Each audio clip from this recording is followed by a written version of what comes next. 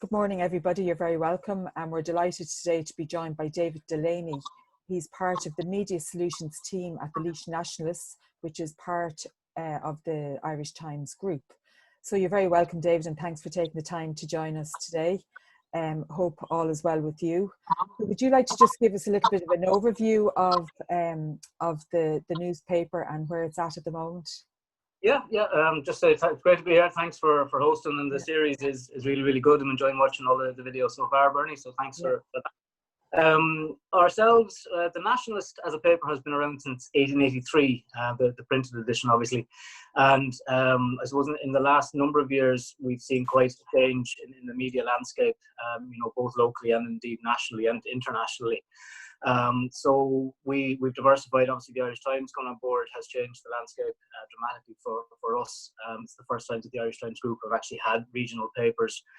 So I suppose in addition to that, we have a suite of websites. We have all of the regional papers. So we've a reach down the west of Ireland. We have the southeast, ourselves here in the Midlands with Carlow, Kildare and Laois.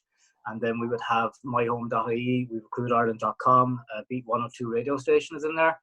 And we have obviously the Irish Times and breakingnews.ie. So there's a huge, in addition to the regional print titles, we have a huge online presence as well. So that I suppose is the group.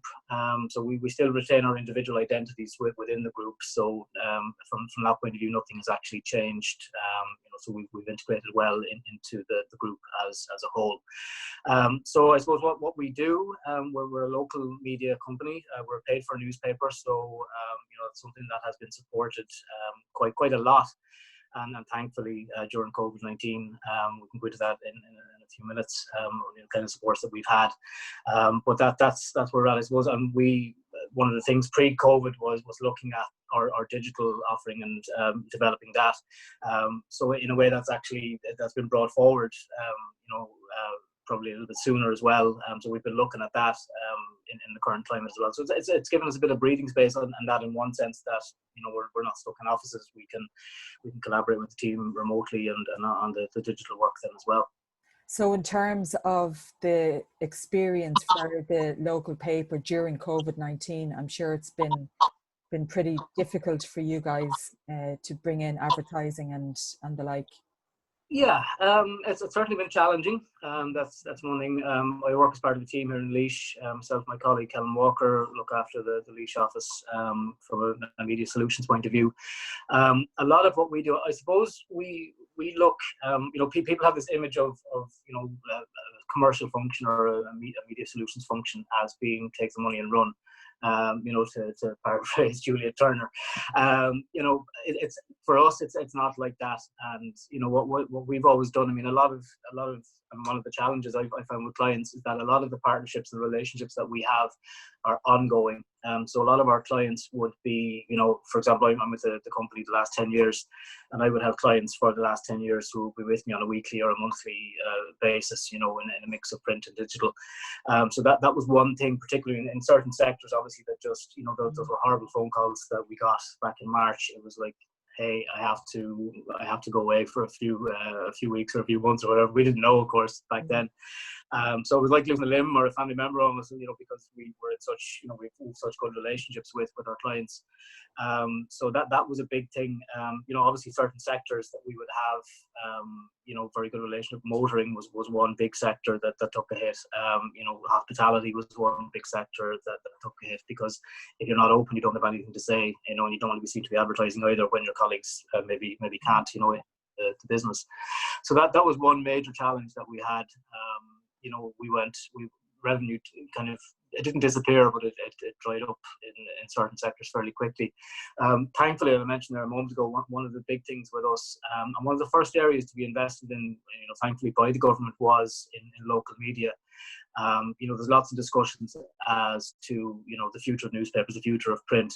And what I often think about is what would happen if paid for newspapers actually went. You can go online there and get, you can get false news, you can get ridiculous headlines, you get all the kind of stuff, and that's why paid for, and quality journalism is important, because the work goes in, the journalists do their research, they have their sources, they get their facts right. So that was quite scary to think, all of a sudden we're left without this revenue, commercial revenue, to support the work that the journalists do to provide quality content.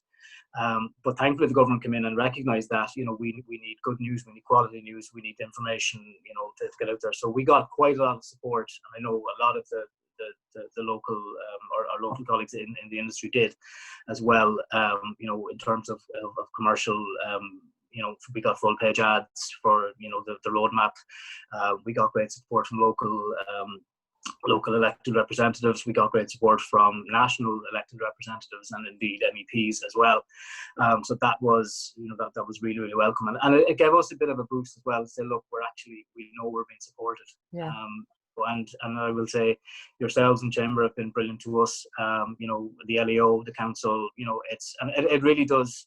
It shows how important quality local, media are, yeah. and the role they play in this. So yeah, certainly was a challenge, but I said, look, we've gotten used, but the new reality. No choice. Yeah, I suppose one of the other challenges we have as well, Bernie, I suppose in the start is like people, how are people going into shops to pick up a local paper? So how do we get that news to people? So one of the initiatives that came out of this was a group-wide initiative, news delivery. I think it's newsdelivery.ie. So that was a group initiative that you can get, and not just our own group papers, but you can get Sunday papers, Sunday Indo, I think, is in there as well, delivered to your door as well. So that was something they were actually trialing at the time with the national papers, but they rolled that right across into the regionals. So now from your home you can get you can get your local paper, and then of course we have the online editions and papers as well. They're all there for download at any time. So do you get the Sunday paper on Sunday? You get it first thing Monday morning. The only, unless you have a really enthusiastic day. Actually, they're the one set of papers that we do buy in this house still are the Sunday papers. Yeah. There's nothing like it, but in fairness, it's nice to have them on a Sunday. As I always say, friends quite often, we often end up, at dinner parties or whatever, discussing the future of local media. Yeah. And people, I get my news online, and I get this, and I prefer to read the digital edition. Yeah. And the paper's too clunky. And I always say, if you read a newspaper in a bath to relax, it's much easier to dry out a copy of a newspaper than it is to dry out an iPad. That's a fair comment. Look, I do like holding the paper, I have to say, but during the week I would tend to go online. So in terms of like, what can you offer the local businesses? And in fairness, I think something you referred to earlier, the relationships you've had for the last 10 years, they'll stand to you, post-COVID, because those businesses will come back when they can, and that's it's great to have those solid relationships there. So in terms of what can you offer the local businesses moving forward, and a lot of them now they've pivoted, they have new offerings, they want to let us know when they're open, so it's really important that they get that news out there. Yeah, I think one thing that there's always a perception and a reality when it comes to everything, and the perception that advertising is expensive, or that costs too much, and people they don't come and talk to people in the industry, and that's human nature.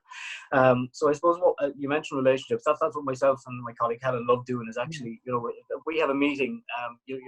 Any meeting that we ever have, kind of meeting with a client first, there's never money discussed. We have a chat over the business and kind of where to go, and we work very well as part of the team. I would be very creative in the sense that I love looking after the ideas and the graphics and all that kind of stuff, and Ellen looks after the business end of things. But we look at, most of our clients we would have are ongoing or long term, and we look at that. Like my background, Bernie, was I was self-employed for a number of years, so I know how hard it is in business. I have, at the end of the month, I have €1,000 spare, or 100 quid, or a tenner, and where do I invest that? So like what we would say is, come and talk to us. It doesn't cost anything to talk.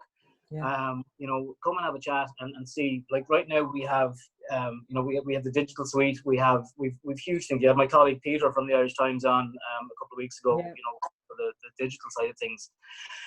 So like, as I talk to us, we can offer it. It's not just print anymore. As when I was self-employed, you know, every month I couldn't afford to. I needed to advertise. I couldn't afford to advertise every month or every week. So what I did is I actually approached the Nationalist, and I said, "Hey guys, I'm in the food business. Can I write a food column for you?" And they took that. So for quite a while, I wrote a food column, and they were happy to have something different in. I gave them an ad every couple of months, and there was a food column in. So I mean that's something that's an option. So again, depending on the business that you're in, there's no such thing as a bad idea. Just come and have a chat. And certainly from what we do is we look at what you do. There's a great guy called Simon Sinek.